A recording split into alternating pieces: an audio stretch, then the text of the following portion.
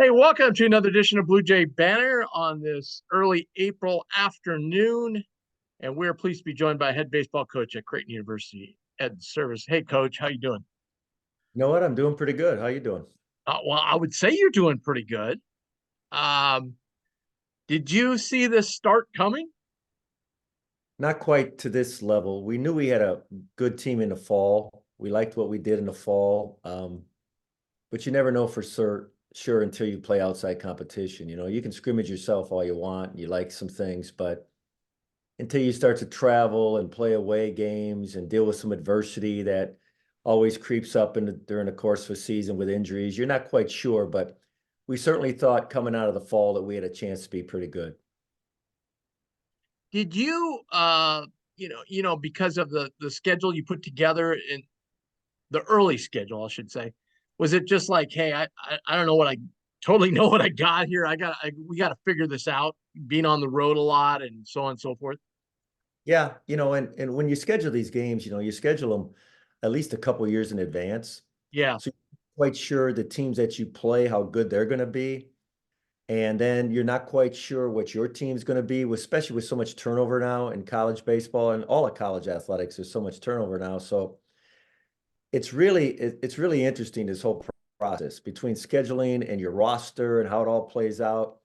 You're not quite certain. You try to put the best schedule together that you can to try to prepare your team for conference play, to try to get your team off to a good start. But you're certainly never certain because teams change so much from year to year. Yeah, absolutely. Let's go back to that series we just completed with Butler. Uh, Bats just weren't going the first night, right?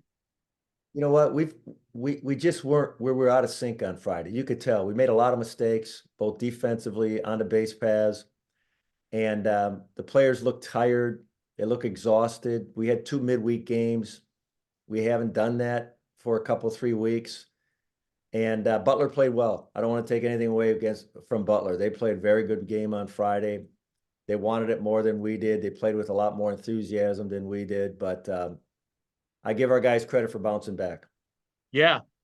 Uh, Big run production on Saturday. Then yesterday, you kind of got some help yesterday. Yeah, and we've gotten some help throughout the course of the season, with a lot of walks, some mistakes defensively, hit by pitches. But you know what? A lot of offenses are getting a lot of help these days. There's been a lot of walks in college baseball. There's been a lot of hit by batters in college baseball. So we're not going to give it back. We're grateful. We wanted to get the series. We needed to get the series at home. We didn't care necessarily how it looked, and it didn't look pretty at times, but we needed that win yesterday for sure. Yeah, because right now we just have St. John's that had the only sweep on the first weekend. So everybody's right there after one weekend. And I think it's going to be like that for the next six, too. I mean, it's a very balanced. I see there being six teams that are very close talent-wise, and it's going to come down to who can stay healthy and who can continue to get better. But normally, even after the first week, you'd say in the conference, you'd say, okay, I can pretty much guarantee who the top 4 or 5 teams are. It's not going to be so easy this year. There's going to be a lot of really good weekend series. And I think we got, that showcase this weekend with everybody, winning at least one game with the exception of, Villanova. Yeah. Let's go back to the Nebraska game, and a guy who really did a nice job over the weekend too. That's Shane Curtin. He had a great outing against Nebraska to kind of hold you in there after you jumped out to that big lead. Yeah, you're right. We jumped out to that 5-0 lead, and then Shane came in and they made we knew they weren't going to go away. Not in that series, not in those games, not when you play Nebraska, Creighton games in baseball. Both teams are going to go at each other for 9 innings. And Shane's been really, really good for us this year. We've got to find a way to not use him as much. We used him a lot on Tuesday. We used him a lot yesterday. I know he's willing to do that, but somehow I have to figure out a way to use our bullpen and not overuse them. And it's tempting though when you have Shane Curtin and Mason Cook out there who have both those guys have done a great job. So we'll have to see how the season rolls. But yeah, Shane's been a great surprise for us this year, being only a sophomore. I know it's early, you're 35 in the RPI though, so you've got yourself into a nice position. And with that Nebraska win, that really helped out. I think you and I talked about this. We kind of Nebraska and Creighton kind of got to help each other out here as we roll through the season, don't you think? Yeah, and I think they will. I think Nebraska is going to be, I think they got a chance to win the Big Ten. I really do. I think their schedule sets up well. I know they probably don't think that way quite yet because it's still early, but looking at the Big Ten, I think they're going to match up well against the teams they have on their schedule. And then we have to do our part, obviously, and we have plenty of road game opportunities, starting this weekend at Xavier. We got Connecticut and St. John's on the road as well. So, and then we have Coastal Carolina coming into our place. And obviously Coastal's a ranked team. So we have plenty of opportunities to do something about that RPI to where you might have a chance to be a two-bid league. And I think if there ever has been a year to do it, this may be the year because the Big East is playing some good baseball right now. We're talking with head coach Ed Servais. Jay's off to a great start here as the Big East season kicks off. Yeah, I don't want to go over Omaha. I want to come back to them, but you did mention Xavier, so I want to talk about them a little bit. They're 33rd in the RPI, even though they have an under 500 record. They played a brutal non-conference schedule, man. Yeah, they have, and they travel too. They played down in Auburn, they played at LSU, they played Louisville. Clemson. Yep, they played a lot of games on the road, and they're a veteran team. And we have to go to their place, and they create an interesting situation because their ballpark is so much different than our park here. Right. The 355 down the line, it's about 305. Straightaway center might be 380. At least they say it's 380. So it's different than playing at the Chuck, which you have to kind of generate your offense there a little bit. You have to be more creative. When you go to Xavier, oftentimes you play for the big inning. It's likely not to be a 2-1 game at that place. I mean, at least after 2 innings, it might be 2-1, but it's an offensive ballpark, and we're going to have to make some adjustments going into there. Are you going to have to kind of keep Teddy maybe a little settled down? It's not often you get to immediately face a team that you left. Yeah, it'll be interesting. I'm going to talk to Ted just a little bit before we get to that series on Friday. I just want him to play baseball. He's such a good player. He's been such a good player for us. He's been such a good teammate. He's really connected well with his new teammates. That's not easy to do, because he probably took a spot away from somebody who thought, they were returning that, hey, our right field position's open, and here comes Teddy Dieters, and he had such a good fall. He's a very good baseball player. I just want him to relax and enjoy the fact that he's a regular player for us and not put too much pressure on himself. Easier said than done, right? Yeah. So I hope we can settle down and help because we need him. We need his offense, that's for sure. Other than short fences, is there anything tricky about the park that maybe he can help the team out with playing so many games there? Well, in right field, the warning track is uphill. So it goes uphill, a little bit like it used to be in Houston's ballpark. Yeah. So it's different, and it's not symmetrical. There are some interesting, the ball's going to bounce off the walls and create some differences. Right field is different with the incline and the warning track. It'd be interesting, interesting to see if wind becomes a factor. They've had a lot of weather over there in the Ohio, Indiana area, where we haven't had any here. We're begging for some rain here, but they've had a lot of weather over there. Their field actually got damaged, and they're in the process of fixing it. So we're hopeful that we play at that field on Friday, and we don't have to move the game. I talked to their coach today, and he assured us that he thought we would play on their campus field, but just in case, he's also got Prasco reserved in case we had to move. So they've had some interesting weather over there and created some damage, and so we'll see how it all shakes out when we get over there on Thursday. Well, I don't know. How do you feel about going to Prasco? Well, last time we were at Prasco, it played a little bit more fair. Back in 19, I don't know what that was. That was a different kind of a game. You're playing for big innings. I just don't like that style of baseball. I like to execute the game and not play, for every inning that you feel like you got to score 2 or 3 runs to have a chance. That's just not the style that we kind of built our program on. So, but last time we were at Prasco, it did play fair. They did move the fences back. So a lot of it depends on which way the wind's blowing. But I know in 19, that was Those are some long games, some hard games to manage. Yeah, yeah. So we got Omaha coming up tomorrow. I had a tight one with them the first time around. What do you see out of the Mavericks? Well, I think they're better. They're a lot better than when we played them the first couple of times. They seem like they settled on a lineup a little bit more. They're a little bit more offensive. When we played them the first time, they came in kind of struggling a little bit offensively, even though they put up 7 runs against us. But ever since then, now the last couple of weeks, they've scored some runs. They've settled on a lineup. Before we played them, they were kind of juggling a lot of guys, a lot of personnel. But it's a midweek game. So anytime you play a midweek game, now that we're both in conference, you see a lot of different combinations on the mound. And once again, we're going to have guys out there that have probably pitched 1 inning so far this year, maybe 2 innings, and they're going to have to go out there and find a way to get out. So I think these midweek games are incredibly unpredictable because we don't know for sure what you're going to get on the mound. And I think tomorrow night could be one of those games. Yeah, but you know what? They count the same, right? Yeah, they do, and it's an opportunity for maybe you to find another player. Just like this weekend, Tate Gillen went down, our starting center fielder, and we put Kyler Zukowski in there, a redshirt freshman. He had a big weekend, Big 3 doubles. weekend. I think he had 5 RBIs. So now Kyler has jumped into the fray a little bit, and now he's going to be a guy that we can count on. I'm hopeful that we'll maybe find a pitcher tomorrow that can go out and get 4 or 5 outs. Look like he's got the right poise on the mound. The moment's not too big for him because we could use another pitcher. We are down a couple guys right now, and we're a little bit thin on the mound. So we need one of these guys who hasn't had too many opportunities to kind of step up for us. And you probably can't use Shane Curtin for him. We're not going to use him tomorrow. I told him after the game, no matter what he tells me before the game, and he comes up usually and says, hey, I'm good to go today. No matter what he tells me tomorrow, no matter how desperate we might be on the mound, no matter how close that game is, I am not going to use him. Speaking of pitching, so how would you rate how your weekend rotation has performed for you?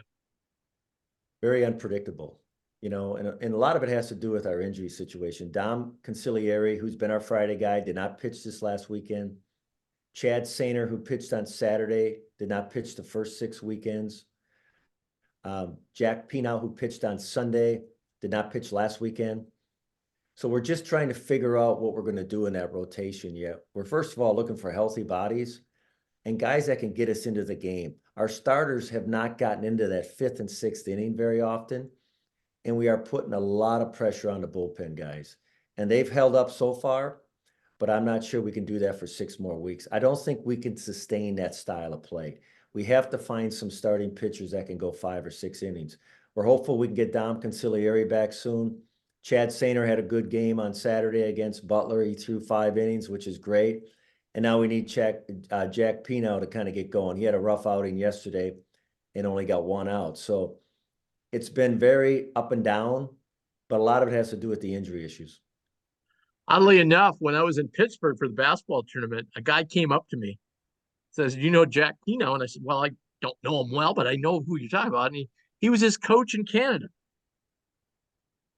Yeah, and yeah, he's from Thunder Bay. He's from Thunder Yeah, Bay, Canada. And he spent the gap year in North Carolina. So he's a year older than a traditional freshman, and he shows good stuff. I mean, he's got really good stuff. But anytime these young pitchers go through any kind of a arm issue, I think they panic a little bit. They think the worst. And anybody who's played baseball, anybody who's tried to pitch, know that you're going to have some arm issues. You're going to have some soreness, and none of us want these guys to have surgery or to that extent. But we got to know the difference between soreness and an injury. And I think Jack's finding out that he's okay, and we need more of him, more out of him come this weekend. Hey, Coach. Not to interrupt Tim on your question. no, Sorry, go ahead. I just you're talking about not to hopefully not get guys injured, but I'm kind of curious your take. There's been a lot of chatter recently about the number of pitchers in the major leagues and the number of Tommy John surgeries having gone up pretty significantly throughout the past number of years. I'm just curious what you might attribute that to, what you think any solutions are, if it's sort of alarming for the game currently, kind of all of the above on your thoughts on that. Well, it's certainly not good. you're losing some star pitchers in the big leagues, and we're losing some really elite college pitchers due to injury. My theory is we're overtraining. I think we are so obsessed now in the weight room, and I believe in weight room. I believe you have to do that to develop yourself, but I think we probably maybe have taken it a step too far. And then we are very, very consumed with velocity. And everybody wants to throw 95 miles an hour, if not higher.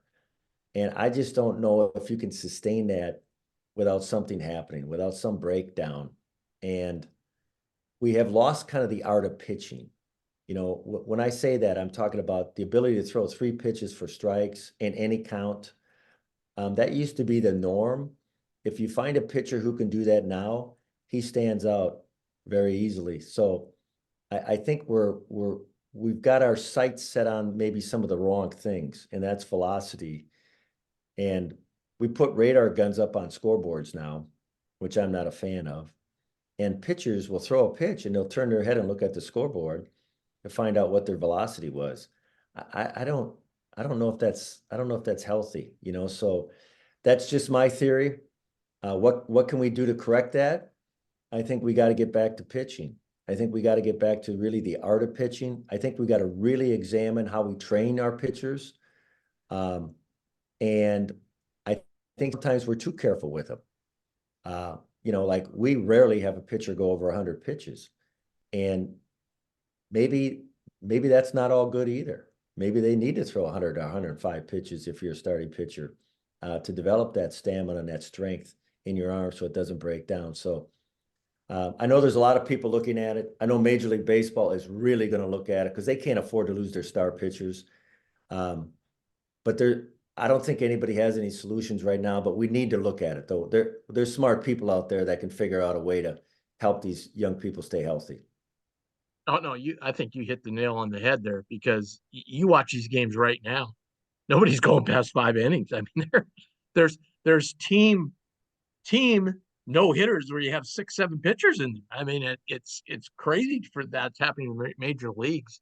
And I was watching the Yankee game the other night, and I think it was Michael Kay said, you know, because I was thinking about that, thought about it on and off, and he said, "Man, you just don't see anybody anymore that throws 92."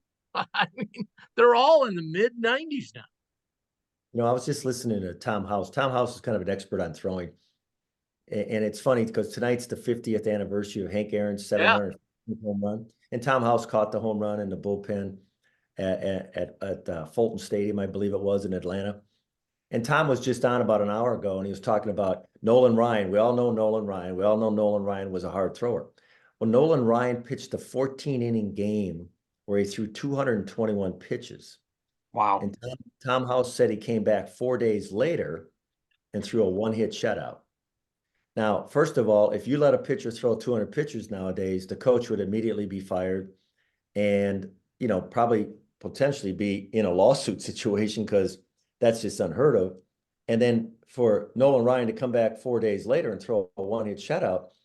So Tom was trying to reinforce the fact that maybe we need to throw the pitchers a little bit more, and we got to be cautious with how we train them, you know, whether it be with weighted ball stuff or weight room and so on. So I'm hoping that people who are a lot smarter than me can figure some things out because the game is not as good unless we have those elite pitchers out there. Everybody wants to see those guys throw, and we certainly at the college level want our best pitchers out there too.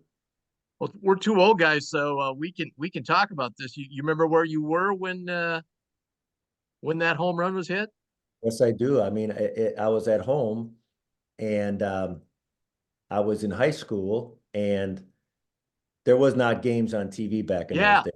Yeah. Except Saturday. Saturday, the Yankees would be on CBS, right? And Yeah. so NBC brought the game in. They stopped the program and said, we're going to disrupt program and we're going to go watch Hank Aaron, you know, swing against Al Downing. And so I watched it on TV live, and I'm a Brave fan to begin with because the Atlanta Braves used to be the Milwaukee Braves when I was a kid, and I'm from Wisconsin. So Sure. The Atlanta Braves are my team. So I'm a big Hank Aaron fan. I was a huge fan, followed everything he did, read everything he wrote, all his books. And sure enough, so I got to see it live. on NBC that night.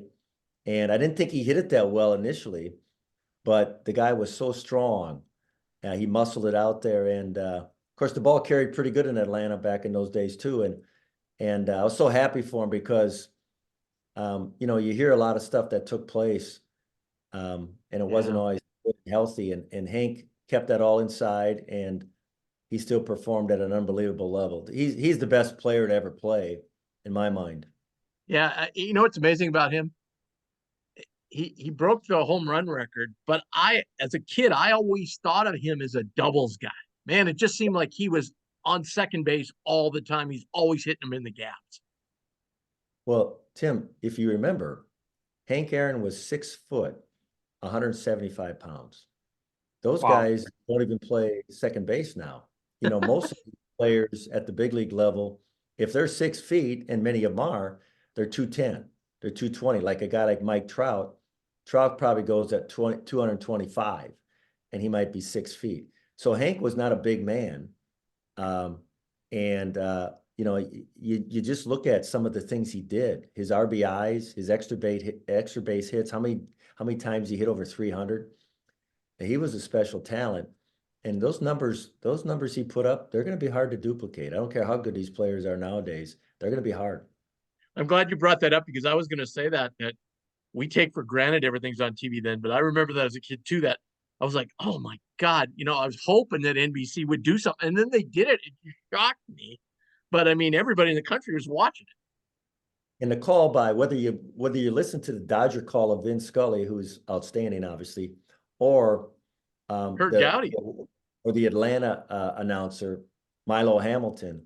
Geez, they did a great job at announcing that home run too. It just brings chills. I just heard it a couple of times here. I was watching the MLB Network, and I'm just going, wow! It's been 50 years. That's incredible. And he was special, man. He was a special talent. Then you had to bring something else up that took me back too, was the damn Yankees were on every Saturday afternoon. Mel Allen. One of the reasons why the Yankees are so popular, and it's another reason why everybody likes number 7, because obviously Mantle was playing back in those days. He was clearly the best player, so everybody wanted to be Mickey Mantle and wear number 7. So that number 7 is a very popular number in the baseball circles. I think the Yankees and Mickey Mantle had a lot to do with it. Yeah. Well, Coach, best of luck this week. Got some big games ahead of us. Best of luck, and thanks for joining us. Really appreciate it. You bet. Thank you. All right. That's head baseball coach Ed Servais joining us here. And we are sponsored by West Pacific Dental Group. Dr. Robert Hogan and his wonderful staff at West Pacific Dental are committed to providing you and your loved one with exceptional care in a compassionate and friendly atmosphere. Located in Omaha, West Pacific Dental Group is known to be one of the best dental care offices in the area. So give them a call, 402-697-0765, and you'll be glad you did. They're my dentist, and they sent me a note today. They're constantly communication. Hey, it's time for you to come and get a checkup. So West Pacific Dental Group, if you're looking for a dentist, 402-697-0765. And we also want to thank Infusion Brewery Company. Another sponsor I thought of today. Ryan gave me over at Infusion, gave me some little coins that were good for a free beer. And I said, man, we got to get down to Infusion and check out some of the new beer they have down there. So check them out. 2 great locations, Southwest Omaha and the original location in Benson at 61st and Maple. They are obviously the makers of the Let It Fly beer that you've seen down at the Let It Fly Sports Bar, where we normally do our show in the podcast studio down there. So check them out. They got all kinds of great flavorful beers, especially as the summer coming up. So it's Fusion Brewing Company here in Omaha. Hello, Ross. How are you? Haven't seen you in a while. How's things going? Things are well. I'm just waiting for the big one tonight. Should be a fun game and an otherwise, in my opinion, relatively tame tournament. I mean, we had, quite honestly, our Creighton Bluejays probably played in one of the top 3 most exciting games of the tournament in the second round. But yeah, should be fun watch tonight. Yeah, we had the one when I was in Pittsburgh that Friday. We had that one stretch, that late afternoon stretch where we had 2 crazy games. We had Auburn getting upset. Oh, and Auburn then we had and Colorado. We had a last second Colorado, Florida. Yep. Yeah. So those two were great. They were back-to-back bunch together, but you're Yeah. right. Other than that, in the Creighton game, obviously you had Oakland making their run, which was Yeah, fantastic. then I guess the end of Texas A&M Houston got real good there when Texas A&M made that little Yeah, comeback and made the three basically to force overtime. But yeah, Oakland obviously. But as far as upsets and crazy buzzer beaters and anything, we just didn't get a lot of that this year, which is okay. I mean, everybody kind of complained that the Final Four was weak last year because there were so many upsets, and we've got a little bit of a better Final Four this year. And I think you and I would agree throughout the whole year, these are the two best teams, and the right. two best teams are playing each other, so that should be fun. And obviously, two kind of massive big men in our game, so I would expect the ratings for tonight to be pretty darn good. Yeah, and the third best team, or you could put them second, or whatever you want to do, was Houston. But losing Shed, I Yeah. think definitely Yep. they would have been there. I think that Oh, would I have been, agree. I agree. and if we could have kicked North Carolina State out, I think then we would have had a really nice, because Alabama was a team that was always, high in the net all year long. They played a really super tough non-conference schedule. They were a team that was very capable, so I wasn't surprised to see them get as far as they No, did. neither was I. Yeah. Neither was I. Yeah, Uh, the the NC State thing. I will say that is an unbelievable story. I mean, I was watching live their game against Virginia when the Virginia kid missed. I think it was McNeil. I think the Isaac McNeely kid missed the yep. second free throw, and the crazy thing about that game is, obviously you always go back in hindsight, but Virginia had fouls to give, and you always constantly talk about fouling up three.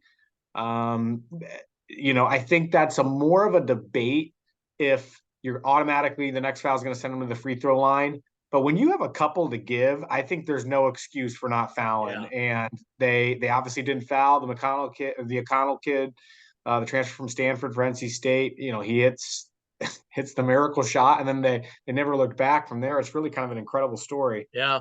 I was kind of wondering how ACC folk was going to, have thought about this. I mean, you could tell Kenny on the halftime shows was driving him nuts, and North Carolina State was in there. Yeah, But then I saw Billis going, "Oh my God, this is the most incredible thing ever." He goes, "I watched their 9 games when they lost 7 out of 9. They were terrible, and then yeah, they just flip right around and win 5 in a row." He goes, "Unreal."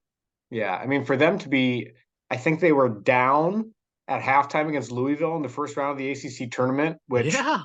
for those of you that haven't been paying attention to our sport, that is beyond pathetic. That doesn't even do it justice how pathetic that is. But yeah, what a weird game. This is a weird time. I tell people all the time, it's really hard to judge people and coaches and programs by NCAA tournament success, but that's what we're kind of programmed to do because it is so fickle this time of year.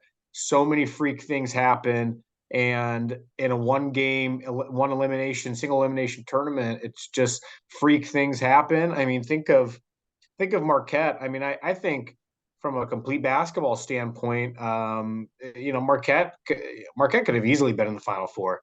They face NC State and they shoot 4 of 31 from three. It's just kind of a crazy deal. So it's a crazy time this time of year. It's also I saw some tweets yesterday, and this isn't totally wrong, quite frankly, that I don't know if the Jack Golke kid for Oakland doesn't lose his mind. I'm not so sure John Calipari is the new head coach at Arkansas. You know what I mean? So what a crazy deal. Good point. Yeah. What did you think about that? Shocked. I mean, I guess I'm not when you really kind of think about it, and the big money, the Tyson family, at Arkansas, and the big money that he's getting, and then obviously all the Walmart money. unrest from the Kentucky fans. When you really think about it, it's not as crazy as when you originally kind of saw the headline, but it's still a pretty altering move in our sport by you know by all means. So there's been quite a bit of movement in the carousel. Yeah. Yeah. It's been crazy. But before we get to the Jays, I just want to talk about Mass Mutual. No matter what financial circumstances you're in, Rod Jewell and his team at Mass Mutual Central US are here to help and protect you and your family through the many changes in life. Rod Jewell offers a total financial needs analysis that can include fee-based financial planning, investment advisory services, retirement needs analysis, estate strategies, employee benefits, and retention strategies, and business continuation strategies. You can reach him at 402-343-8319 or email him at rejewel@financialguide.com. The views and opinions expressed of those in this program are not necessarily those of Rod Jewel and Mass Mutual US. The advisory services are through MML Investor Services, LLC, member SAIP. Bluejay Banter, LLC is not affiliated with MML Investors, LLC. I want to thank Rod and the team at Mass Mutual for their sponsorship and big sponsorship of our post-season coverage, where we were able to, go to the Madison Square Garden for the Big East tournament, and then on to Pittsburgh for the first round and so forth. So thanks so much to them. Want to get one thing in with Flan. Flan's at the Thunder game tonight. Oh, yeah. Well, there's no NBA games tonight, but tomorrow. You probably went tomorrow down night. for the Yeah. for the game tomorrow. Yeah. But big news. Everybody except Emma Ronsack, who went into the transfer portal, are coming back next year using their COVID years. So, man, Great. And Flan's bringing in some. I know he's bringing in some help in the post to get a little bigger there, and then also having the twins from Millard West come on into the program, who are highly recruited. So just building and building, and he's going to have a powerful team, a deep team next year. So absolutely, really looking forward to seeing what they can do next year. Absolutely. Want to talk to you a little bit about roster construction for the men's team. There's been a lot of talk. There's a lot of, and I keep preaching this, and I feel like I'm sometimes just talking to a wall, but I'm telling you, fans, don't just see something on Twitter or on the internet of, oh my God, this guy's interested in Creighton, and immediately think that he's our number one pick. I mean, there are so many guys in the portal, and our staff does such a great job of throwing a huge net out there. And I mean, what player, when he's looking for a spot, isn't going to go, ooh, Creighton, all right, I like the style they play. They have a great fan base, and so, and immediately show interest. So just because you see players out there saying, well, I'm down to 4 and Creighton's one of them, doesn't necessarily mean that player's coming. Doesn't mean that he's not our number one choice either. It just, there's a lot into it, right? And we're still, frankly, pretty early in the process. Yeah, it's hard to keep up with it all at this point. I'll tell you that. I had to laugh at Hurley's quote yesterday. I think he said, one of his biggest motivations right now is not having to deal with all the BS in the portal. If he could just, have the excuse of putting that off because his team's still playing, that's good enough motivation for him. So it's, you've heard him say something. You heard Brad Underwood say it after they got eliminated by UConn, that how big of a pain in the ass it is with the portal right now. And it's chaos for these coaches in the sport. There's got to be a better way to do this. There's a big part of me that thinks things might slow down on this front a little bit next year, just because this is the last go around for the COVID year. Yeah, kids, there's no more of that after this year. So it's only, you got 4 years. You got to get your 4 years in, and there isn't a fifth. So now, having said that, though, the transfer rules, because of COVID, it accelerated everything. They're all gone. So obviously, kids are still going to hit the portal ASAP. But it's craziness. Obviously, I feel for low major and mid major coaches that just get absolutely poached. If you have a good season, you have a couple of guys. I was down at the Final Four this week, and I ran into an assistant that I know a little bit from South Dakota State, and they've got their 2 top guys are gone, in the portal. And one of them obviously is a Creighton target, and William Kyle, and the other Zeke Mayo committed to Kansas. So it's just a crazy time of year. To your point, Tim, yeah, it's still pretty early in this process. Hey, I want to mention to you, so I saw some pictures. I think John Fanta took them, and I've gone to that stadium for a football game, and we went super early. The traffic was still crazy. He had a picture of the traffic. Was it really as bad as everybody was saying? You know what? We didn't end up getting out to Glendale. We kind of stuck around the Scottsdale area and ended up watching Smart move. at the bar. Yeah, it's To your point though, with the stadium, and it's always going to be a thing. They've done them at the football stadiums for about 2 decades now. They're not going to change that. They basically sell out the football stadiums if they're not going to just give up that revenue. But it's man, it's really not worth what you're paying unless you are really close, because even if you're in the lower bowl, depending on where you're at in the lower bowl of that stadium, you're still pretty darn far from the court, and it's crazy to see. The prices are just insane on those types of things. So we didn't get out there yet. I saw that the traffic was insane. Glendale, for any of those that have been in the Phoenix area, it's obviously a heck of a drive from kind of the main area of Phoenix and Scottsdale, where most people stay too. So the Final Four thing, I've heard from everybody. This is my second kind of Final Four weekend that I've been to. The first one was Indianapolis about 9-10 years ago, and that one, Lucas Oil is close enough to downtown where that one works pretty darn well. I've heard from others that New Orleans is probably the best one, strictly from a convenience standpoint and where that stadium is located. Phoenix is probably about as bad as it gets from location standpoint. Houston, I've heard, is another one that's really poor in that capacity. So it kind of is what it is, but it's no fun when it's like that. Yeah, no doubt. It'd be kind of like having the CHI out in Gretna. Kind of totally the same kind of thing. If all the festivities were downtown and people were staying downtown, and or a whole bunch of people in the team hotels, and it was crowded at the Cottonwood Hotel in Blackstone, and everyone's kind of down east, and then you got to drive all the way out to way the heck out to Gretna for the actual game portion.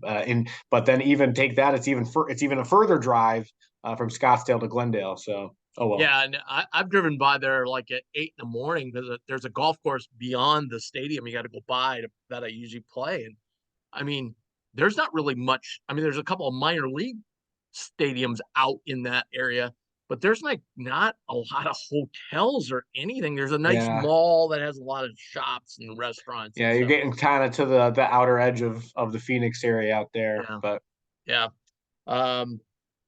yeah, I think they're going to probably look at downtowns. I know next year it's in San Antonio. I never went to the Alamo Dome when I was there that time, but it's not that far off. Yeah, I don't think the Alamo Dome's terribly far. I know that where the Spurs play, the AT&T Center, out in the middle of nowhere. I think they changed. Yeah, that's kind of off the beaten path. I think they changed the name of it. I don't think it's AT&T anymore, but yeah, I'm not sure where the Alamo Dome is relative to everything else. Okay, roster construction. What do you think with the Jays next year? I mean, obviously, it appears Steven's back. We might need a center. We might need a wing. Yeah, we're overloaded in the forward a little bit. I'm sure some of those guys will slide over and play some either 5 or 3 next year. Right.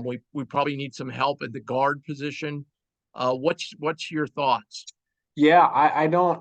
It's, again, to your point, it's kind of hard to map out just because I'm not so sure Kalk or Trey know what the heck they're doing yet. So there's a part of me that thinks I think there's probably better odds that Kalk comes back, but again, I don't know that. I don't know that anybody knows that. So it's a little bit crowded at the 4, obviously, with those guys, and all of them kind of bring a different thing to the table. All have positives to their games, all some things they need to work on. Where we get some serious production in the portal, who knows? I know we're in on some decently productive guys but at the end of the day, like, it's gonna be real hard to replace Baylor and Trey. I mean, you're talking about 2 of the top guards in the country, right? So, right. But I think it's going to be similar to when we brought Ty, Sean, and Mitch in that year. Tremendous players. We got some really great players coming in that we recruited. Yes, one of the better classes in the country. And I think that's what I'm looking to, is kind of like it's going to be kind of similar to that year. We're very competitive. We probably could have made the tournament, but yeah, these guys are going to be young, so they're very talented. But now it depends on how many experienced people you can put around them. Yeah, let's say a couple scenarios. Let's say Kalk comes back and Trey leaves. It's really gonna how obviously you have a couple of really good starting pieces there, and Steven and Kalk coming back. But then where do you get that wing scoring production from? It's got to probably be from the portal, and so if we can get a couple of top guys to fill those voids, that would be fantastic. Now, if Trey decides to come back too, then you're looking all of a sudden things change and everyone's like, whoa, okay, all right, we've got a nice little core three here coming back. I do Sure. think no matter who we get in the portal, Tim, you've heard me say this since October of last year. Gosh, we're gonna miss Baylor. I mean, that is a serious basketball player. I've said this, I've shouted this from the rooftops. I think he's the most complete player we've had at this university since Doug McDermott in 2 decades. I mean, he just did everything for us. It's going to be really hard to replace him. So, well, who knows where we can get that production from? Yeah, and you mentioned UConn. I mean, it looks like they're going to lose everybody. So I can understand. And Hurley being so focused on his run here, they're kind of probably behind the 8 ball with this transfer portal. Although I'm sure they'll have plenty of students. Yeah, it'll be interesting to see what happens with them. Obviously, they're going to probably lose Klingon. They're probably going to lose Stefan Castle. I mean, I've heard rumblings or seen stuff on Twitter about UConn faithful. They're hoping he wants to give it another year there. He seems like a pretty surefire top 10 pick. I don't know Yeah, that kids especially that young, after that that game surefire top Saturday. 10 picks are really going to pass that up. So, Yeah, but I'll bet you they'll have the Jalen Stewart kid will come back. He's been a nice piece for them off the bench. No one would have thought they'd be this dominant after last year. They lost, Andre Jackson and Jordan Hawkins, who have both had decently productive, and you Sonogo. know, and Adama Sanogo all to the NBA. So and look at them where they are now. So obviously, Cam Spencer they lose as well, and I can't remember. I think they bring back Caravan unless Caravan. I've seen him on some draft boards, but I'm Yeah, not. that's what they're kind of thinking. It 2 in a row, he's probably gone. You know what I'm saying? So yeah. Yeah, yeah. I mean, So I guess at that point, what do you have to come back for? Yeah, it's kind of fun though. Like I mean, we want to be like top 10 every year. I get it, but it's kind of fun to have like a new infusion of talent and different guys and see what they can do, and maybe yeah, maybe the team will look a little different than the last team. And yes, you're right, we're gonna miss Baylor terribly, but go down through Creighton history. We've always missed. How are we gonna ever go on without Rodney Buford? Well, we did. How are we ever going on with Searson yeah. Walker? We Right, did. right. How are we ever going on with Kyle and Terrell Taylor? We did. How are we ever going on Yeah. with Doug? We did. We just seem to reload. So, No, I'm hey, with you. so Yeah. what's I that? mean, I'm looking at this is everybody's got different mock drafts, but I'm looking at the Ringers mock draft right now by Kevin O'Connor, who's a well-respected NBA journalist and draft guy. I mean, he's got Stefan Castle go number 2. He's got Donovan Clingan at 6. Gee, Um, wow. yeah, it's they're gonna I was they're kind of losing some surprised. serious I was guys. kind of surprised Klingon got third-team All-American. I mean, he's a good player, but I don't think there's all that much difference between him and Kalk. You know what I mean? Like, Yeah, and I'm not sure Kalk really deserved third-team All-American. I'm just saying I was kind of surprised at that. yeah. This is interesting. He's got Devin Carter at 20, and well, Devin Carter's a good player. He's a 6'3" guard. That's kind of a score first guy. I mean, Yeah, and obviously he could score. I don't know. That seems a tad high for Devin Carter. Um, Cam Jones, 24 here. I like Cam Jones' ability to be a shooter in the league for a long time. There's been some serious talent in the Big East this year. yeah, there was. Okay, well, we will be off next week, but then we'll be back on the 22nd. We'll probably have a little more clarity on some of the things going on with the portal and the roster and decisions and so forth. So make sure and join us then. And in the meantime, make sure you go to bluejaybanter.com. We'll have all updates there. If you're not a member, join today. We've really had an uptick in people joining and participating in the message board over there, which is a lot of fun. And when you're speculating in the off season, and so it's a fantastic message board. You got the rivals, obviously community to help you out with recruiting in the portal. So check us out, bluejaybanter.com. Hey Russ, have fun watching the Masters this week. Yeah, you as well. All What right. do you think?